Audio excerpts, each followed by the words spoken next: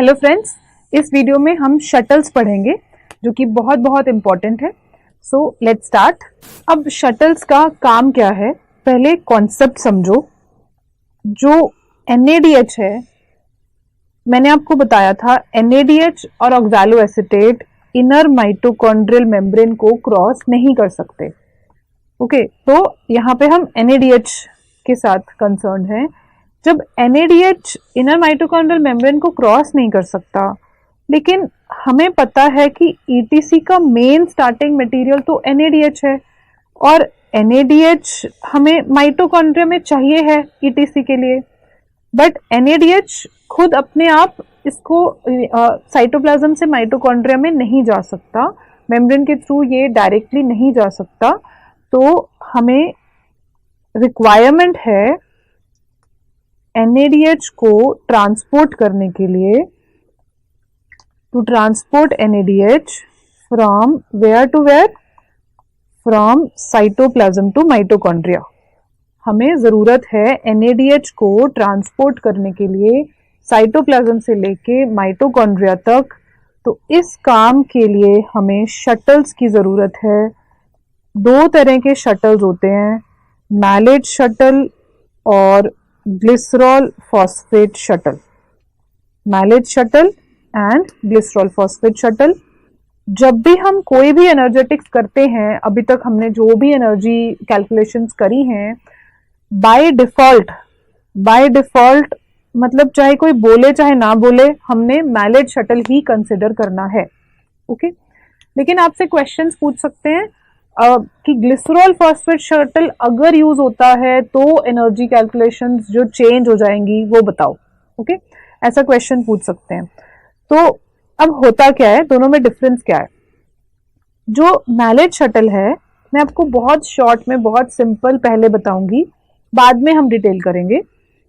Suppose करो कि ये इनर माइटोकॉन्ड्रियल मेम्ब्रेन है, लेफ्ट साइड पे साइटोप्लाज्म है, राइट साइड पे माइटोकॉन्ड्रिया है। तो यहाँ पे NADH लिया साइटोप्लाज्म से और NADH को ही पहुंचा दिया माइटोकॉन्ड्रिया में। लिया भी NADH, पहुंचाया भी NADH, सेम चीज है। ये होता है मैलेज शटल में। लेकिन ग्लिसरॉल फॉस्फेट शटल में क्या होता है? सपोज करो ये इनर माइटोकॉन्ड्रियल मेम्ब्रेन है, लेफ्ट साइड पे साइटोप्लाज्म है, राइट साइड पे माइटोकॉन्ड्रिया है।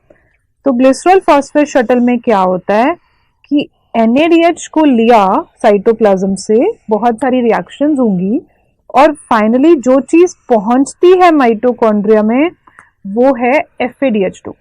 ओके, तो ये डिफरेंस है दोनों शटल्स में कि मैलेज शटल ने NADH लिया और NADH पहुंचाया, ग्लिसरॉल फॉस्फेट शटल ने NADH लिया लेकिन FADH2 पहुंचाया। ओके, तो ये आपको बहुत क्लियर मैंने पहले किया है ताकि आपको बड़ा बेसिक सा सिंपल सा चीज क्लियर हो जाए, बाद में मैं डिटेल लूंगी। एक क्वेश्चन पूछा गया था कि shuttle is required in, option है ग्लाइकोलिसिस, लिंक रिएक्शन, TCA के ऑल। बताओ, सोचो क्या आंसर है। जनरली स्टूडेंट्स कहते हैं ऑल, बट यहाँ ऑल आंसर नहीं है, आंसर है ग्लाइकोलिसिस। क्योंकि खुद सोचो कि अगर कोई पाथवे माइटोकॉन्ड्रिया में ही हो रहा है तो वो पाथवे तो अपने NADH माइटोकॉन्ड्रिया में ही बना रहा है और वो सीधा ATC में जा सकते हैं, उनको कोई मेम्ब्रेन क्रॉस करने की जरूरत ही नहीं है। ओके, लेकिन अगर कोई पाथवे साइटोप्लाज्म में हो रहा है तो वो अपने NADH साइटोप्लाज्म में बना रहा है और वो अपने NADH जब साइटोप्लाज्म में बना रहा है तो उसको माइटोकॉन्ड्रिया में पहुंचाना पड़ेगा, उसको मेम्ब्रेन क्रॉस करनी पड़ेगी। तो क्या मैं ये कह सकती हूँ कि जो पाथवे माइटोकॉन्ड्रिया में होते हैं वो शटल्स नहीं यूज करते और जो पाथवे साइटोप्लाज्म में होते हैं वो ही शटल्स यूज करते हैं। ओके, तो ग्लाइकोलिसिस तो साइटोप्लाज्म में होता है, लिंक रिएक्शन माइटोकॉन्ड्रिया में होती है, TCA भी माइटोकॉन्ड्रिया में होता है। तो इस क्वेश्चन का आंसर होगा ग्लाइकोलिसिस। तो ग्लाइकोलिसिस दोनों ही शटल यूज कर सकता है, मैलेट शटल और ग्लिसरॉल फॉस्फेट शटल। अभी तक जो कैलकुलेशन हमने करी थी वो मैलेट शटल की करी थी। अब अगर glycolysis glycerol phosphate shuttle use करता है तो कितने एटीपी मिलेंगे, ये चीज भी हम एक बार कर लेते हैं, क्वेश्चन पूछ सकते हैं। तो सपोज ये साइटोप्लाज्म है, ये इनर माइटोकॉन्ड्रियल मेम्ब्रेन है, ये माइटोकॉन्ड्रिया है। तो साइटोप्लाज्म में ग्लाइकोलिसिस हो रही है और ग्लूकोज से 2 पायरुवेट बने, -2 + 4। ये आपको याद ही होगा ग्लाइकोलिसिस की एनर्जेटिक्स, तो मैं दोबारा रिपीट नहीं कर रही। -2 + 4 हमने किया ही था और 2 NADH बने थे। ओके, अब इन 2 NADH ने ETC से एनर्जी देनी है और ये 2 NADH मैलेट शटल से अगर अंदर गए तो NADH ही बनाते हैं। लेकिन अभी क्वेश्चन है कि अगर ये ग्लिसरॉल फॉस्फेट शटल से अंदर गए माइटोकॉन्ड्रिया के अंदर, तो आपको पता है कि यहाँ पे FADH2 आएगा, 2 FADH2 मिलेंगे और 2 FADH2 3 ATP देंगे ETC से, बिकॉज एक FADH2 1.5 ATP देता है। तो अब आपको ये एनर्जी पूरी काउंट करनी है, -2 + 4 + 3 = 5 ATP। ओके, तो एरोबिक ग्लाइकोलिसिस में अगर तो हम मैलेट शटल यूज करते हैं तो हमें 7 ATP मिलते हैं, लेकिन अगर हम ग्लिसरॉल फॉस्फेट शटल यूज करते हैं तो सिर्फ 5 ATP मिलते हैं। ओके, अब हम इन शटल्स की डिटेल भी देख लेते हैं। तो ये दोनों शटल्स इस पेज पे बने हुए हैं। सबसे पहले हम करेंगे malate shuttle. Malate shuttle liver में इंपॉर्टेंट है और हार्ट में ज्यादा इंपॉर्टेंट है, मतलब काफी सेल्स में होगा ये, बट ज्यादा इंपॉर्टेंट कहाँ पे है, ज्यादा इंपॉर्टेंट लिवर और हार्ट में है। और मैलेट शटल में एंजाइम का नाम मैलेट डिहाइड्रोजनेज होगा। जो भी शटल का नाम होता है वही एंजाइम का नाम होता है, बस आपने साथ में डिहाइड्रोजनेज लगाना है। ओके, तो डायग्राम क्या है, ये साइटोप्लाज्म है, ये माइटोकॉन्ड्रिया है और ये इनर माइटोकॉन्ड्रियल मेम्ब्रेन है। अब हम यहां से स्टार्ट करते हैं ऑक्सैलो एसीटेट से। जब हम यहां से स्टार्ट कर रहे हैं तो एंड में हमें पूरा साइकिल कंप्लीट करना है। किसी भी शटल में हमेशा साइकिल कंप्लीट करना होता है। ओके, अब ऑक्सैलो एसीटेट मैलेट में कन्वर्ट हो जाएगा। यहाँ पे एंजाइम कौन सा है, साइटोप्लाज्मिक मैलेट डिहाइड्रोजनेस। अगर आपको याद हो तो हमने इससे ऑपोजिट रिएक्शन TCA साइकिल की लास्ट रिएक्शन करी थी, malate gets converted to oxaloacetate, और वहां TCA साइकिल में NADH प्रोड्यूस हुआ था और वहां एंजाइम था माइटोकॉन्ड्रियल मैलेट डिहाइड्रोजनेस। तो यहाँ ये ऑपोजिट है, ऑक्सैलो एसीटेट टू मैलेट, तो यहाँ NADH यूज होगा। ओके, अब जब मैलेट बन गया तो मैलेट इनर माइटोकॉन्ड्रियल मेम्ब्रेन को क्रॉस कर सकता है और माइटोकॉन्ड्रिया में पहुंच गया। यहाँ पे वही वाली TCA वाली रिएक्शन हो जाएगी, मैलेट से ऑक्सैलो एसीटेट बन जाएगा और एंजाइम है माइटोकॉन्ड्रियल मैलेट डिहाइड्रोजनेस। अब यहाँ पे फिर से NADH बनेगा इस रिएक्शन में और ये NADH ETC में जाके ATPs दे सकता है। ओके, तो हमने क्या किया, ये सारी रिएक्शंस बेसिकली क्या कर रही है कि NADH को लिया साइटोप्लाज्म से और NADH को डिलीवर किया। ये क्यों हो रहा है, क्योंकि NADH खुद डायरेक्टली इनर माइटोकॉन्ड्रियल मेम्ब्रेन को क्रॉस नहीं कर सकता। ओके, अब हमें साइकिल कंप्लीट करना है। हम पहुंचे हैं यहाँ तक ऑक्सैलो एसीटेट तक। अब ऑक्सैलो एसीटेट भी क्रॉस नहीं कर सकता मेम्ब्रेन, तो ये कैसे अंदर जाएगा, ये कैसे बाहर जाएगा। ऑक्सैलो एसीटेट पहले एस्पार्टेट बनेगा। कैसे बनेगा, आपको पता है कि अगर आप एक अमाइनो ग्रुप ऐड करते हो ऑक्सैलो एसीटेट में तो ये एस्पार्टेट बनता है। एस्पार्टेट भी मेम्ब्रेन क्रॉस कर सकता है और साइटोप्लाज्म में पहुंच के ये फिर से अमाइनो ग्रुप लूज कर देगा और ऑक्सैलो एसीटेट बन जाएगा।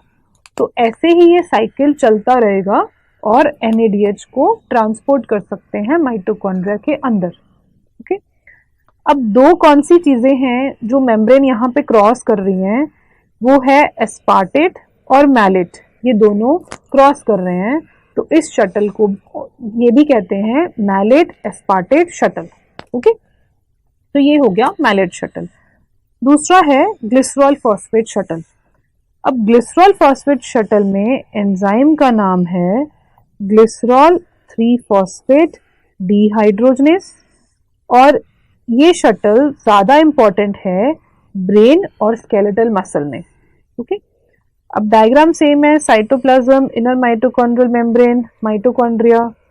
यहाँ पे हम DHAP से स्टार्ट करेंगे। DHAP क्या है? Di hydroxy acetone phosphate. Di hydroxy acetone phosphate हमने ग्लाइकोलिसिस में भी पढ़ा था, और वहां पे DHAP क्या बना रहा था? ग्लिसरैल्डिहाइड 3 फॉस्फेट। ओके, बट यहाँ पे ध्यान से देखो, ये ग्लिसरैल्डिहाइड 3 फॉस्फेट नहीं है, ये ग्लिसरॉल 3 फॉस्फेट है।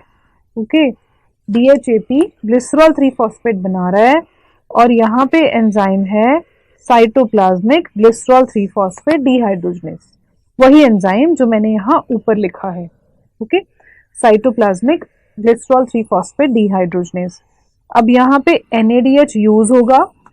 हमेशा कोई भी शटल रिएक्शन साइटोप्लाज्म में हो रही है तो NADH यूज होगा, क्योंकि हमने इस NADH को प्रोड्यूस तो माइटोकॉन्ड्रिया में करना है। ओके, अब glycerol phosphate shuttle membrane cross कर सकता है, और ग्लिसरॉल 3 फॉस्फेट माइटोकॉन्ड्रिया में पहुंच गया। यहाँ पे ऑपोजिट रिएक्शन हो जाएगी, फिर से DHAP बन गया, फिर से DHAP भी क्रॉस कर सकता है, वो फिर साइटोप्लाज्म में पहुंच गया। ओके, अब ये जो एंजाइम है माइटोकॉन्ड्रियल ग्लिसरॉल 3 फॉस्फेट डिहाइड्रोजनेस, ये एंजाइम जब हाइड्रोजन रिमूव करता है तो FAD आता है उस हाइड्रोजन को लेने के लिए, और FADH2 बनता है, जो कि ETC में जाके 1.5 ATPs देगा। ओके, तो इस तरह से हमने दोनों शटल्स कर लिए।